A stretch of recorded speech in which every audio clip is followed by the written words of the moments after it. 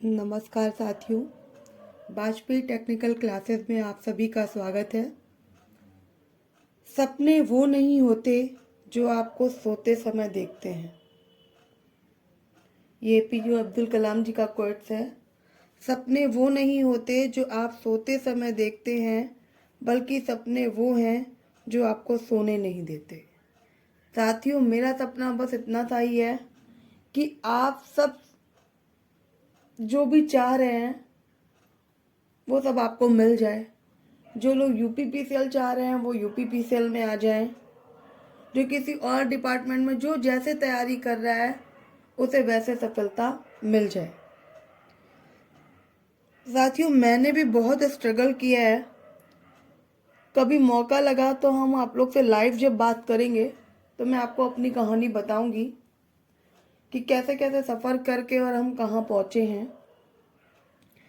इसलिए मैं आपको बार बार ये बताना चाहती हूँ, बार बार ये कहना चाहती हूँ। बहुत लोग सोचते हैं पेन कॉपी में लिख के पढ़ा रही हैं। साथियों, ये मेरी शुरुआत है और कुछ ऐसे लोग हमसे जुड़े हुए हैं जो भी बहुत दूर दूर हैं, हमसे चले गए और वो हमसे ही पढ़ना चाहते हैं।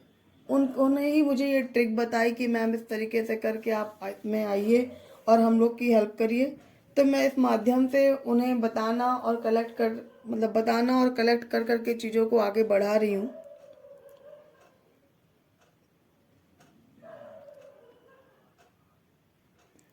साथियों,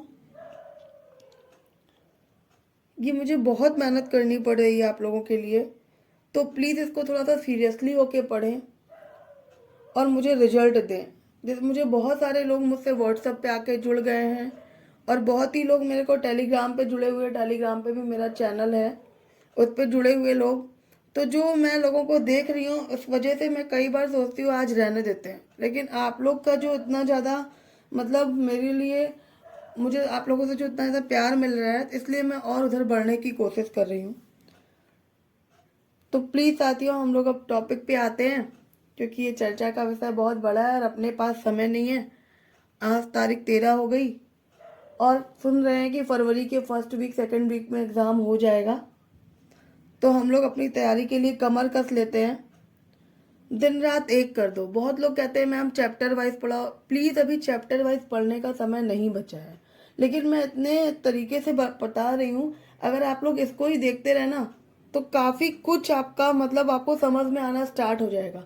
थोड़ा टाइम तो लगता है चीज़ों को समझने में। जिसने पढ़ रखा है उन्हें बहुत अच्छे से समझ आएगा, जिसने पहली बार पढ़ा है हम इतने अच्छे से कंटेंट को बना रहे हैं कि उसमें मिक्स करके उसके जितने भी बुक्स आते हैं, लोग बुक्स में नहीं पढ़ते, इसलिए मैं इसका पीडीएफ आपको देती जाऊंगी। अगर मैं चैप्टर वाइज पढ़ाऊंगी, परमानेंट नोट्स बनवाऊंगी, तो पीडीएफ आपको इजीली आप प्रिंट आउट निकलवा लो और उससे आप लर्न कर लो। वीडियो को पूरा देखो और उससे आप समझ जाओगे क्या बताया गया, और उसके बाद आगे आप प्रिंट निकाल के पढ़ना स्टार्ट कर दो। तो चलिए साथियों, आज हम लोग यूपीपीसीएल 2014 का पार्ट 3 सॉल्व करेंगे। इसमें क्वेश्चन नंबर 46 है। 03 एम्पियर की धारा प्रवाहित करने के लिए किसी विद्युत परिपथ में 100 ओम प्रतिरोध की आवश्यकता होती है। परिपथ के लिए निम्न में से कौन सा प्रतिरोधक उपयुक्त होगा? ऑप्शन दे रखा गया है 100 ohm 2.5 watt, 100 ohm 5 watt, 100 ohm 7.5 watt, 100 ohm 9 watt. ठीक है, अब देखिए मैंने इसको सॉल्व कैसे किया है।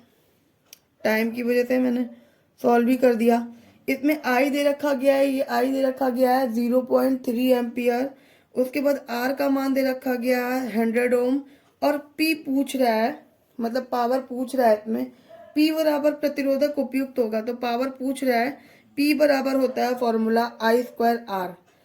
एक ये रेजिस्टेंस है, इसमें 0.5 एम्पियर है, रेजिस्टेंस 100 का है, उसमें पावर पूछ रहा है, तो पी बराबर आई स्क्वायर आर। हमने आई स्क्वायर है तो 0.3 रखा और 100 रख दिया, उसको सॉल्व किया तो आ गया 9 वॉट। 100 ओम 9 वॉट, इसका आंसर हो गया आंसर नंबर डी। ठीक है, आगे बढ़ते हैं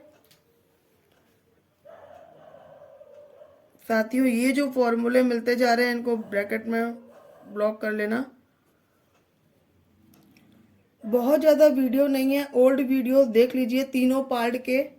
और मैं अब जो यूपी पीसीएल 2015 का पेपर लाऊंगी या यूपी आरवीएनएल का जो भी लाऊंगी पेपर, 150 क्वेश्चंस में मैं उसका एक पैटर्न बना रही हूँ कि मैंने जैसे कि अल्टरनेटर से जो क्वेश्चन पूछे गए वो क्वेश्चन हम पहले ले आए। उस पूरे 150 क्वेश्चन में अल्टरनेटर्स के 10-15 क्वेश्चन होंगे, तो पहले हम वो 10-15 सॉल्व करेंगे।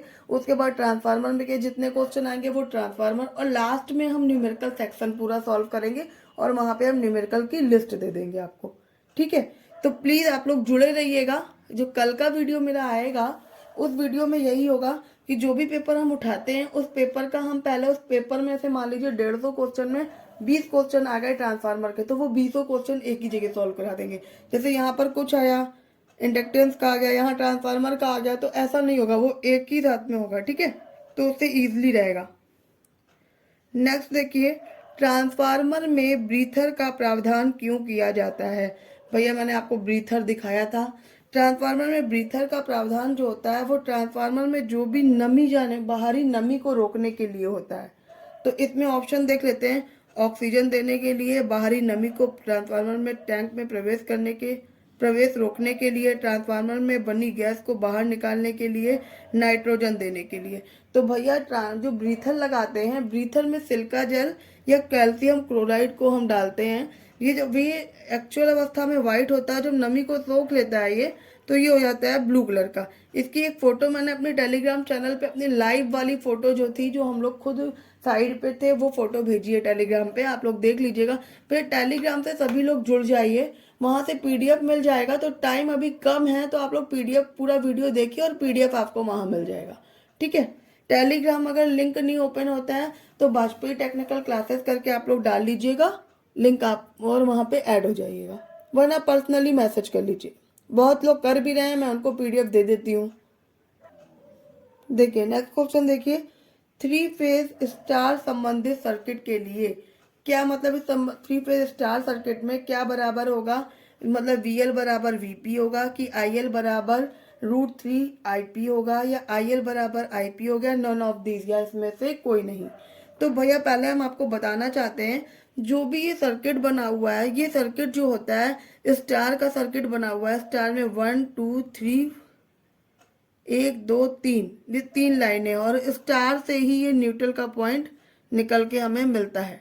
ठीक है, अब स्टार जो कनेक्शन होते हैं वो सीरीज में होते हैं, तो सीरीज में क्या बराबर होता है, करंट बराबर होती है। तो इसमें हम पहले देख लेंगे क्या सीरीज में करंट, इसमें स्टार कनेक्शन में पूछा है तो करंट क्या है, IL बराबर IP। तो इसका ऑप्शन कौन सा सही हो जाएगा, आंसर बी। भैया सीरीज वाले सर्किट में स्टार कनेक्शन जो होते हैं वो सीरीज कनेक्शन होते हैं, और सीरीज में करंट समान होती है, वोल्टेज बचता है। जबकि डेल्टा कनेक्शन जो होते हैं वो डेल्टा कनेक्शन हमारे ये पैरेलल कनेक्शन होते हैं। इनमें क्या होता है पैरेलल कनेक्शन में कि धारा जो होती है वो बढ़ती है, करंट बढ़ती है, और वोल्टेज समान रहता है। अब देखिए मैंने यहाँ ये लिख भी दिया, 3 फेज स्टार सर्किट में लाइन वोल्टेज क्या होता है, √3 फेज वोल्टेज, और लाइन करंट बराबर फेज करंट, मतलब धारा समान होती है। अगर यहाँ पे डेल्टा पूछ लेता तो क्या होता, वहां पे वोल्टेज बराबर होती है, VL बराबर VP, और IL बराबर क्या होता है, √3 फेज करंट। ठीक है, आगे बढ़े भैया।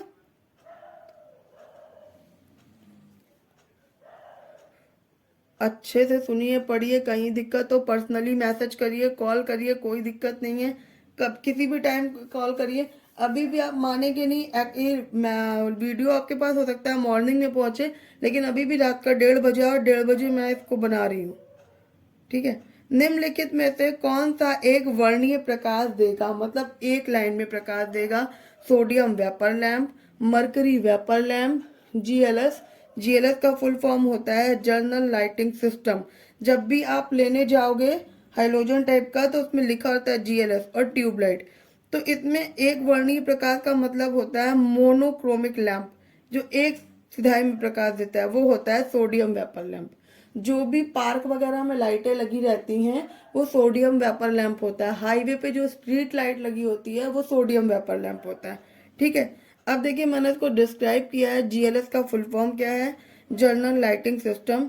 इसकी CRI सर्वाधिक क्या होती है, CRI क्या मतलब क्या होता है, कलर रेटिंग इंडेक्स, इसकी सर्वाधिक होती है। जो भी GLS होता है, हाइलोजन जो होती है उसकी जो कलर रेटिंग इंडेक्स जो होता है वो सर्वाधिक होता है। ठीक है, आगे बढ़े। सोडियम वेपर लैंप एक वर्णीय लैंप होता है, तो सोडियम वेपर लैंप, और सोडियम वेपर लैंप का यूज कहाँ होता है? स्ट्रीट लाइट वगैरह में, मतलब स्ट्रीट मतलब रोड लाइट में, ठीक है। अब देखो 0 वॉट के लैंप की इलेक्ट्रिक खपत क्या है। 0 वॉट के बल्ब तो बोले जाते हैं, बट ये 0 वॉट के एक्चुअल में होते नहीं है। इसमें ऑप्शन दे रखा गया 0 वॉट, 5 से 7 वॉट, 15 से 25 वॉट, 25 से 30 वॉट। तो जो 0 वॉट का लैंप बनाए जाते हैं वो 15 से 25 वॉट के होते हैं, ठीक है साथियों। 15 से 25 वॉट का लैंप है ये। नेक्स्ट क्वेश्चन है हिस्टेरेसिस एडी करंट, हिस्टेरेसिस और एडी करंट लॉस किस में न्यूनतम होते हैं, मतलब कि किस मीटर में हिस्टेरेसिस और एडी करंट लॉस सबसे कम होता है। ऑप्शन दे रखा है एमआई इंस्ट्रूमेंट मतलब moving iron instrument, dynamometer instrument, moving coil instrument, इनमें से सभी। तो भैया डायनमोमीटर इंस्ट्रूमेंट जो होता है उसमें, जो डायनमोमीटर इंस्ट्रूमेंट में सबसे कम हिस्टेरेसिस और एडी करंट लॉस होते हैं। Answer B. देखो लिखा है इलेक्ट्रोस्टैटिक प्रभाव वाले मीटर हिस्टेरेसिस और एडी करंट लॉस नहीं होते हैं। जितने भी इलेक्ट्रोस्टैटिक होते हैं मतलब कि मूविंग आयरन, मूविंग क्वाइल, ये जो मीटर्स टाइप के होते हैं उनमें जो होते हैं वो, सॉरी सॉरी सॉरी डायनमोमीटर जो होता है वो इलेक्ट्रोस्टैटिक प्रभाव वाला मीटर होते हैं, इनमें लॉस होते ही नहीं है, ठीक है। मूविंग आयरन जो इंस्ट्रूमेंट का एक वीडियो मेरा पड़ा हुआ है, मूविंग आयरन इंस्ट्रूमेंट का, वो डीआरडीओ के पहले मैंने डाला था। उसमें 15-20 क्वेश्चन है, वो भी आप लोग देख लीजिएगा। वो भी इन्हीं पेपर, दिल्ली मेट्रो के पेपर से लिया हुआ है, तो आप एक बार उसको चेक कर लीजिएगा, मतलब पढ़ लीजिएगा, ठीक। ऊर्जा के किसी एक रूप को ऊर्जा के किसी अन्य रूप में रूपांतरित करने वाली डिवाइस कहलाती है। तो ये आंसर डायरेक्ट लर्न करना, वो डिवाइस कहलाती है ट्रांसड्यूसर, ठीक है। ट्रांसड्यूसर कहलाती है। ये दिल्ली मेट्रो में भी आया था, यूपी पीसीएल में भी आया था। ये डायरेक्ट लर्न करने वाला है, मेरे को समझाना है, डिस्क्रिप्शन नहीं था। फिर देखिए ट्रांसफार्मर के में किस वाइंडिंग में टर्नों की संख्या अधिक होती है, ये थोड़ा सा समझने वाला है। टर्नों की संख्या अधिक होती है प्राइमरी वाइंडिंग में, सेकेंडरी वाइंडिंग में, हाई वोल्टेज वाइंडिंग में, लो वोल्टेज वाइंडिंग में। लोग सोचते हैं प्राइमरी में कम होती है, सेकेंडरी में ज्यादा होती है, इसलिए सेकेंडरी लगा देंगे। नहीं, ऐसा नहीं होता। जब स्टेप अप ट्रांसफार्मर होता है तो सेकेंडरी में ज्यादा होती है, प्राइमरी में कम होती। अगर स्टेप डाउन ट्रांसफार्मर है तो वहां पर क्या होता है कि सेकेंडरी में कम होती है और अप में, प्राइमरी में ज्यादा होती है ना। लेकिन यहाँ पर ना तो ये दिया रखा गया कि स्टेप अप ट्रांसफार्मर है कि स्टेप डाउन ट्रांसफार्मर है। यहाँ पे दे रखा केवल ट्रांसफार्मर में किस वाइंडिंग में टर्नों की संख्या अधिक होती है। तो जो भी हाई वोल्टेज वाइंडिंग होती है, जहाँ पे वोल्टेज को हाई करना होता है, वही वाइंडिंग में टर्नों की संख्या अधिक होगी, चाहे वो स्टेप अप हो या स्टेप डाउन हो या पावर हो या डिस्ट्रीब्यूशन हो, ये मैटर नहीं करता। ये केवल है कि हाई वोल्टेज वाइंडिंग में टर्नों की संख्या अधिक होती है। तो आंसर क्या हो जाएगा? Answer number C. फिर ट्रांसफार्मर में नेक्स्ट क्वेश्चन है ट्रांसफार्मर में हिस्टेरेसिस लॉस निम्नलिखित द्वारा कम किया जा सकती हैं। किससे मतलब कम किए जा सकते हैं? तो ट्रांसफार्मर में एक तो मैंने आपको डिस्क्राइब करती हूँ, पहले यहाँ पे ऑप्शन देख लो और उसका डिस्क्रिप्शन पीछे है। आयरन कोर की लैमिनेशन की मोटाई को कम करके, स्टील लैमिनेशन का सिलिकॉन अंश नियंत्रित करके, ट्रांसफार्मर पर लोड कम करके, या इनमें से कोई नहीं। आंसर है बी। अगर एडी करंट लॉस पूछता तो आंसर होता ए। एडी करंट लॉस में क्या होता है? लैमिनेशन की मोटाई को कम करके हम एडी करंट लॉस को कम कर लेते हैं। और अगर हिस्टेरेसिस पूछता है तो हिस्टेरेसिस में हम स्टील की लैमिनेशन, जो सिलिकॉन के अंश को कंट्रोल करते हैं, और वहां से हम इसको कंट्रोल कर लेते हैं, हिस्टेरेसिस लॉसेस को। देखिए मैंने यहाँ पे इसको डिस्क्राइब कर रखा है। ट्रांसफार्मर में आयरन लॉस जो होते हैं वो कांस्टेंट लॉस होते हैं, नो लोड लॉस होते हैं, और आयरन लॉस ही दो भागों में बटे होते हैं। वैसे दो प्रकार के लॉस होते हैं, आयरन और कॉपर, लेकिन आयरन लॉस जो होते हैं वो दो भागों में बटे होते हैं, एडी करंट लॉस और hysteresis loss. AD current loss laminated पट्टियों की मोटाई को कम करके हम इसको कंट्रोल करते हैं, जबकि हिस्टेरेसिस लॉसों को स्टील लैमिनेशन का सिलिकॉन अंश कंट्रोल करके हम इतने बार डिस्क्रिप्शन कर रहे हैं कि हर पेपर में ये क्वेश्चन अगर रिपीट होता है घुमा करके भी, तो भी हम डिस्क्राइब कर देते हैं कि हम डिस्क्राइब और कलम चलाने में बिल्कुल भी कंजूसी नहीं कर रहे हैं। कि अगर हमारा बच्चा, अगर हमारा जितने भी भाई जुड़े हुए हैं, साथी जुड़े हुए हैं, वो जितने बार भी इस वीडियोस को देखेंगे तो उनको बार बार ये लैंग्वेज याद आएगी कि हाँ, ट्रांसफार्मर में 2 प्रकार के लॉसेज होते हैं। मतलब उनका किसी भी तरीके से एक भी क्वेश्चन उनका गलत ना हो। वो क्वेश्चन मतलब 150 क्वेश्चन है तो 135 140 के आसपास वो क्वेश्चन को टच करके आए। अच्छा भैया, एक बात और कहना चाहेंगे कि जो भी साथी हैं, जितने भी क्वेश्चन आपको आए, आप उतने ही क्वेश्चन कीजिएगा। अगर आपको टेक्निकल में, वैसे यूपीपीसीएल में जनरल कैंडिडेट के लिए 33% लाना होता है, मतलब कि 66 क्वेश्चन आपको लाना होगा, उसका परसेंटेज निकाल लीजिएगा। उस हिसाब से अगर आप आगे बढ़ जाते हैं, 80 क्वेश्चन कर रहे हैं, 110 कर रहे हैं, तो मतलब 110 तो 110 ही, ये नहीं कि 1/4 माइनस मार्किंग है तो हम थोड़ा और बढ़ जाते हैं, हम इसको नहीं आता है उसको भी तुक्का मार के टच करते हैं। मत करना, क्योंकि पेपर में नॉर्मलाइजेशन होता है। नॉर्मलाइजेशन जितने भी क्वेश्चन है, जैसे मान लीजिए डीआरडीओ में आपका 100 नंबर का पेपर है, ठीक है, 100 नंबर का पेपर में आपने जो क्वेश्चन मतलब करे 70 क्वेश्चन आपको आए, 70 आपको सही से ही आ रहा है, तो लड़का सोचेगा माइनस मार्किंग तो है नहीं, मैं 100 कर दूं। लेकिन आपको 70 आ रहा है तो आप 70 ही टच करो, उसको आगे मत टच करना। जितने 70 टच किए, बाकी वाले के नंबर 80 85 भी बन रहे हैं तो भी 70 वाला लिया जाएगा। आपका आईक्यू लेवल देखते हैं, ठीक है। देखिए नेक्स्ट क्वेश्चन देखिए, सिंगल फेज इंडक्शन मोटर आमतौर पर निम्नलिखित प्रचलित होती है, मतलब ऑपरेट होती है। सिंगल फेज इंडक्शन मोटर आपको पता है, मैं बताती हूँ। इंडक्शन मोटरें और ट्यूबलाइट, ये 2 ही मोटर ऐसी मोटर हैं जो पावर फैक्टर को लैग करती हैं, ठीक है।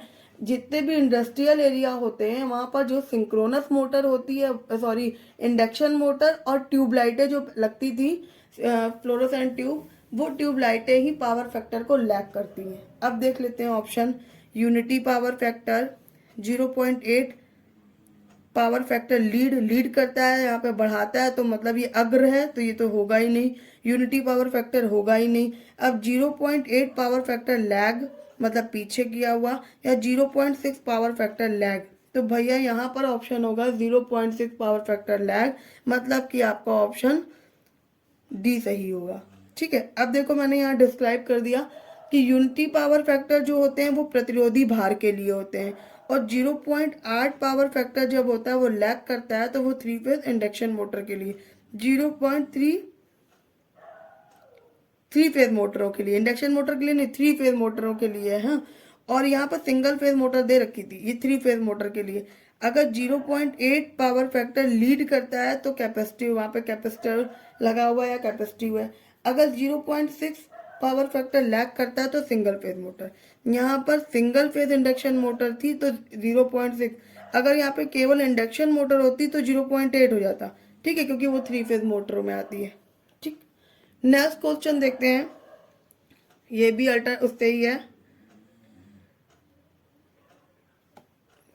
एसी सर्किट से क्वेश्चन है। फिर प्योर रेजिस्टिव सर्किट में क्या होता है, करंट वोल्टेज के साथ फेज में चलती है, करंट वोल्टेज के 90 डिग्री लैग होती है, करंट वोल्टेज के 90 डिग्री लीड होती है, करंट वोल्टेज के 90 डिग्री लैग या लीड होती है। तो भैया आप बताइए, फटाफट में आंसर दीजिए, प्योर रेजिस्टिव सर्किट में क्या है, आंसर ए है, क्योंकि मैं अब इसका डिस्क्राइब आपको दिखा रही हूँ। ये देखिए, इसमें क्या है, प्योर रेजिस्टिव सर्किट मतलब करंट वोल्टेज एकदम एक सीध में है, तो प्योर रेजिस्टिव सर्किट। अगर इंडक्टिव है तो मतलब वोल्टेज ने करंट को पीछे कर दिया है, मतलब इंडक्टिव मतलब ये लैग करता है तो पीछे होता है। अगर कैपेसिटिव सर्किट होता है तो करंट वोल्टेज पीछे होता है, करंट आगे चलती है, तो वहां पर कैपेसिटिव, मतलब यहाँ पर ये कंडीशन आपकी हो गई लीड की, ये वाली कंडीशन हो गई आपकी लैग की, और प्योर रेजिस्टिव सर्किट है, ये कंडीशन आपकी हो गई यूनिटी की, ठीक। नेक्स्ट क्वेश्चन देखते हैं हम लोग। पानी से भरी बाल्टी में जब विद्युत धारा प्रवाहित होती है, पानी से भरी बाल्टी में जब विद्युत धारा प्रवाह, दिख रहा है ना भैया, पानी से भरी बाल्टी में जब विद्युत धारा प्रवाहित होती है तब दोनों ही डूबे हुए तारों में काफी बुलबुले देखे जाते हैं। इससे पता चलता है कि सप्लाई, मतलब इससे क्या पता चलता है कि सप्लाई किस किस्म की है। मान लीजिए ये कोई तार है, ये दोनों तार डाल दिए और इसमें बुलबुले छूट रहे हैं, तो इसमें किस सप्लाई है? तो ये सप्लाई होती है डीसी, मतलब कि ये प्लस है और ये माइनस है। अगर दोनों में बुलबुले छूट रहे हैं तो ये डीसी सप्लाई है। अगर यही क्वेश्चन आ जाता, यही होता है कि अगर एक सप्लाई में बुलबुले, एक रॉड में, एक तार में बुलबुले छूटते, दिख रहा है भैया? सॉरी यदि एक कोई, ये मान लीजिए कोई बाल्टी है, बाल्टी में दो तार डाले और दोनों में ये बुलबुले छूटना स्टार्ट कर दिया उन्होंने, तो क्या हो गया? ये सप्लाई हो गई डीसी, मतलब एक पॉजिटिव है एक निगेटिव है, तो क्या हो गई? सप्लाई डीसी हो गई। अगर यदि दोनों तार में से किसी एक तार में बुलबुला छूटता तो वो कौन सी सप्लाई होती? एसी होती, और वो वाला हो जाता फेज। मान लो एक में छूटता तो ये वाला हो जाता फेज और ये वाला हो जाता न्यूट्रल, तो ये एसी सप्लाई हो जाती।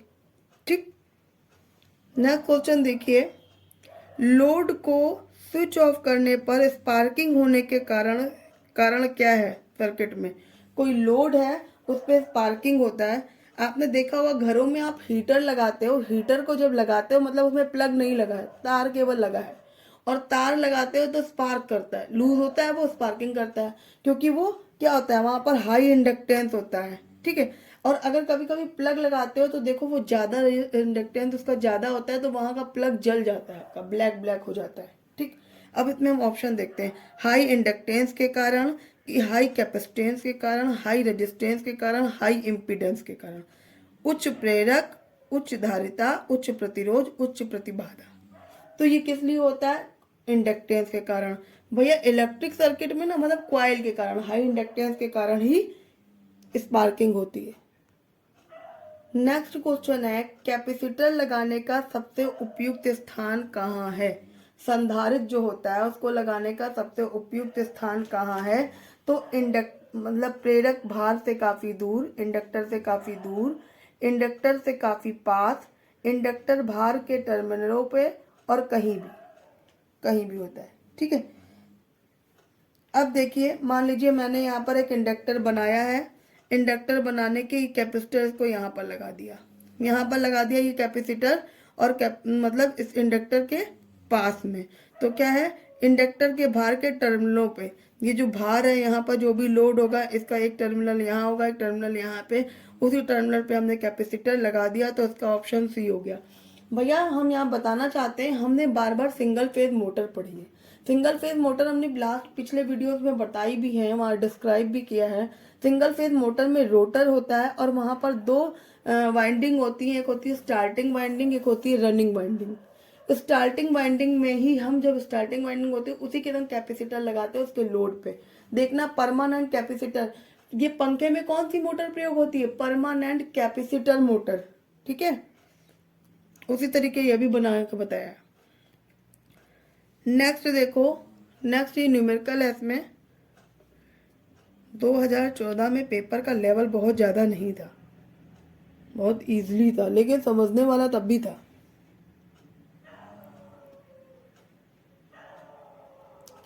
ठीक है, देखो 100 वाट 230 वोल्ट की समान रेटिंग वाले दो बल्ब को जब हम 230 वोल्ट सप्लाई पर सीरीज में जोड़ा जाता है तब इसकी खपत क्या होगी? ये दो बल्ब हैं, ये बल्ब के सिंबल हैं, बल्ब का दो बल्ब लगे हैं, सीरीज में लगे हैं, दोनों 100 वाट के हैं और दोनों पर 230 वाट की खपत है। मैंने देखो यहाँ पे फॉर्मूला बताया है, समान वाट तथा समान वोल्टेज के लिए फॉर्मूला सीरीज में होता है PT equal to P upon N। P क्या है? पावर है, पावर कितनी दे रखी है? 100 वाट के पावर के बल्ब हैं, तो हमने 100 रख दिया। N मतलब कितने हैं? 1 2, तो हमने 2 रख दिया। इसमें से हमने इसको कैंसिल किया, 2 से 100 को काटा तो आ गया 50 वाट। आंसर हमारा आ गया 50 वाट। ये जो छोटे छोटे से फॉर्मूले बताते हैं, जैसे अभी हमने पीछे बताया था पावर का फॉर्मूला I²R, तो आप लिख लो पावर का फॉर्मूला I²R। यहाँ पर बताया पावर का फॉर्मूला जब समान वोल्टेज के लिए PT equal to P upon N, तो इसको एक जगह फॉर्मूला बनाकर लिखते चलो, कुछ बहुत तो आपको भी ट्राई करना ही पड़ेगा। नेक्स्ट क्वेश्चन देखिए, किसी बैटरी के अत्यधिक आवेशन का निम्न परिणाम होता है। मतलब कोई बैटरी को हम जब ज़्यादा चार्ज कर देते हैं तब क्या होता है, पहले छोटे छोटे फ़ोनों में लोग रात भर चार्जिंग पे लगाए रहते थे तो क्या होता था, बैटरी फूल जाती थी ना, फिर उसमें रबड़ लगा लेते थे। आप लोग करते थे ऐसा? कौन कौन करता था? पहले जो छोटे फ़ोन आते थे, एंड्रॉयड नहीं आते थे, उसमें रात भर चार्जिंग पे लगाने पे बैटरी फूल जाती थी और फिर ढक्कन बंद नहीं होता था तो लोग उसमें रबड़ बैंड लगा लेते थे, है ना। चलिए देखते हैं इसमें ऑप्शन क्या दे रखा है। धनात्मक प्लेट लेड पेरोक्साइड में संरक्षित होने लगती है जिससे वह कमजोर पड़ने लगती है। सेकंड ऑप्शन है बैटरी का आंतरिक प्रतिरोध बढ़ने लगता है। इसमें से दोनों अत्यधिक में क्या होता है, वैसे तो इसका आंसर सी होगा, इसलिए सी होगा क्योंकि धनात्मक प्लेट जो लेड पेरोक्साइड जो होता है वो संरक्षित होने लगती है, मतलब वो झड़ने सी लगती है और वो कमजोर पड़ने लगती है, और बैटरी का इंटरनल रेजिस्टेंस जो होता है वो बढ़ जाता है और बैटरी फूलने लगती है। इसलिए इसमें से दोनों, सी वाला, ठीक है।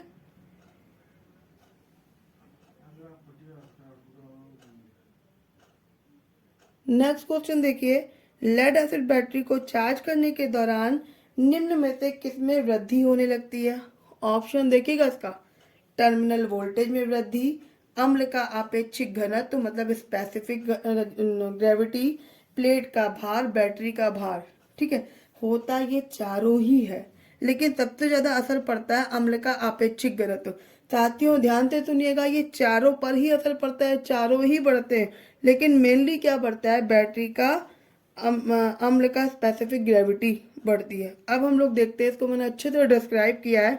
जो लेड एसिड बैटरी होती है उसकी स्पेसिफिक ग्रेविटी, इलेक्ट्रोलाइट का काम है सेल में करंट को चलाना। ठीक है, अगर कोई पूछता है आपसे इलेक्ट्रोलाइट का काम क्या है, तो सेल में करंट को चलाना। जब बैटरी को चार्ज करते समय इसका स्पेसिफिक ग्रेविटी मतलब आपेक्षिक घनत्व होता है 1200 के आसपास, फुल चार्ज हो जाती है तो 1260 से 1280 तक का होता है, और जब बैटरी डेड होती है, डिस्चार्ज पड़ी रहती है, तो वो होती है 1180। ये भैया होता है क्या, लेड एसिड बैटरी जो है ना, वो आपके घर में जो बैटरा लगा रहता है वो बैटरी है। ठीक है, सेकेंडरी बैटरी। अब इसमें हमने नीचे लिख दिया है बैटरी, एक साथ लिख दिया, कंफ्यूज लोग रहते हैं। बैटरी डिस्चार्ज, बैटरी की ईएमएफ होती है, अगर बैटरी डिस्चार्ज है तो उसकी ईएमएफ जो होती है 1.8 वोल्ट प्रति सेल। एक जो बैटरी की प्लेट होगी उसका डिस्चार्ज अवस्था में उसका जो वोल्टेज होगा 1.8 वोल्ट प्रति सेल होगा, और फुल चार्ज अवस्था में क्या होता है 2.2 वोल्ट होता है। तो मैंने यहाँ पे आपको क्या बताया, इलेक्ट्रोलाइट का काम है सेल में करंट चलाना। बैटरी जब फुल चार्ज होती है तो उसकी स्पेसिफिक ग्रेविटी होती है 1260 से 1280, और डिस्चार्ज में होती है 1180, और बैटरी को चार्ज करते समय उसकी स्पेसिफिक ग्रेविटी होती है 1200। नेक्स्ट क्वेश्चन देखिए, ट्यूबलाइट सर्किट में हाई वोल्टेज प्रवाह निम्न द्वारा उत्पन्न होता है। मैंने कल ही सिंबल ट्यूबलाइट का कनेक्शन बताया था वीडियो में, और उसमें मैंने आपको बताया था कि ये कैसे मतलब क्या होता है, इसका वोल्टेज कौन देता है। तो देखिए इसमें ऑप्शन दे रखा गया है, स्टार्टर, चोक, ग्लास ट्यूब, इलेक्ट्रोड। तो भैया जो हाई वोल्टेज देता है वो हमें देती है चोक। नीचे देखिए डिस्क्राइब में मैंने चोक का सिंबल बनाया है, ये चोक का सिंबल है, और स्टार्टिंग में ये हमको वोल्टेज देती है 1000 से 1100 वोल्ट देता है, और जब ऑपरेट के समय मतलब जब चलने लगता है ट्यूबलाइट जल जाती है तब ये हमें 110 वोल्ट देते हैं। और इसका मेन काम होता है धारा को कंट्रोल करना।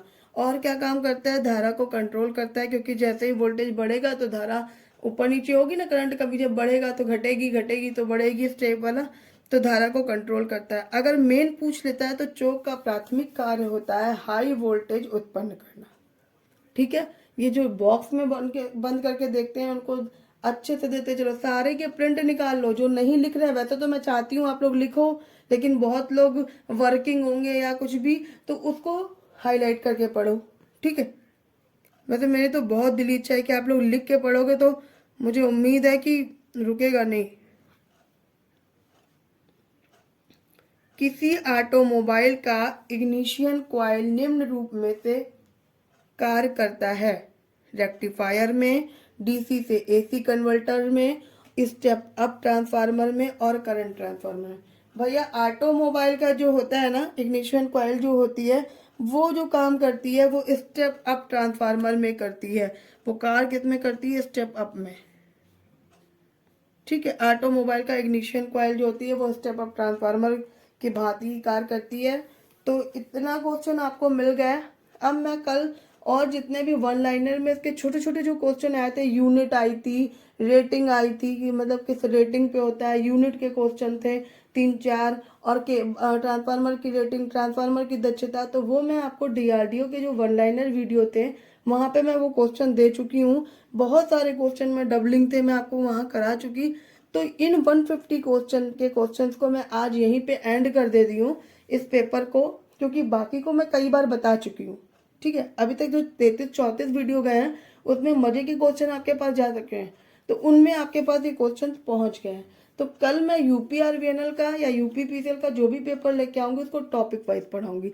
इससे जो बच्चे ये कह रहे थे कि मैम चैप्टर वाइज पढ़ाइए, उनके लिए भी आसानी होगी और आपके पास भी एक ही जगह कलेक्शन होगा या रिपीटेबल होगा।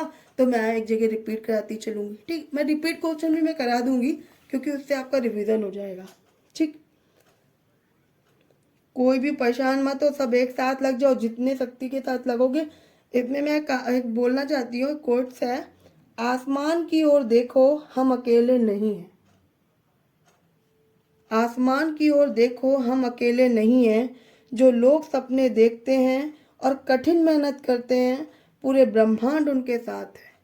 ठीक है, जब भी आप मेहनत करो तो आप एक बार ऊपर की ओर देखो और लग जाओ और पूरा लिखो, टहल टहल के याद करना स्टार्ट करो, जितना भी हो लिखो। और लिख के उसके बाद रात के टाइम पे अपना डिनर खत्म करो और टहल टहल के याद करो। ठीक है, बाकी मैं बहुत जल्दी आप लोग से बाई फेस मिलने वाली हूँ। मतलब आप लोग हमें देखोगे और हम आप लोग के मैसेज डायरेक्टली पढ़ पढ़ के आप लोग को आंसर करेंगे। चलिए, ओके, जय हिंद।